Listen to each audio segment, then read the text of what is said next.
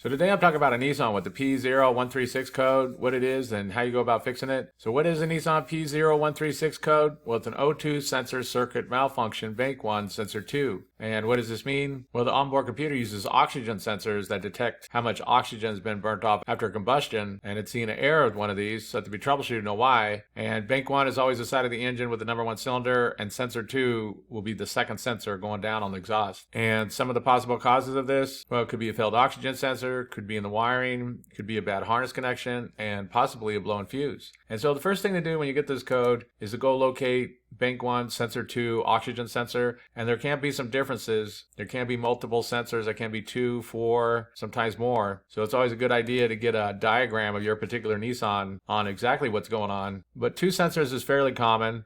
And what's going on with these is that the first one is going to be called sensor 1. It's going to be called the upstream oxygen sensor. And the second one is going to be after the catalytic converter and is going to be called the downstream oxygen sensor. And so this downstream sensor 2 that's after the catalytic converter, that's the one the onboard computer is seeing a problem with. So that'll be the one to locate. And so once you locate it, the next thing to do is to go check out the wiring. Be sure that this harness is all connected good and that there's no problems going on there. Basically, just be aware that if you have an open, short, bad connection, anything like this, it can cause the same symptoms as a bad sensor. And all of this is also going to be on a fuse. For example, right here, you can see fuse number 85, which is right over here, is for heated oxygen sensor. This will be a fuse box inside the engine compartment. There'll be a fuse inside of there. And if that fuse blows, then the circuit won't work. So that's just something to keep in mind. And so if you check that out, all the wires look good, all the connections look good, there's no blown fuses or anything like that, then very likely this oxygen sensor has gone bad and needs to be replaced. You can test it if you want to. There's some good YouTube videos on that if you want to check that out. But very likely it has gone bad.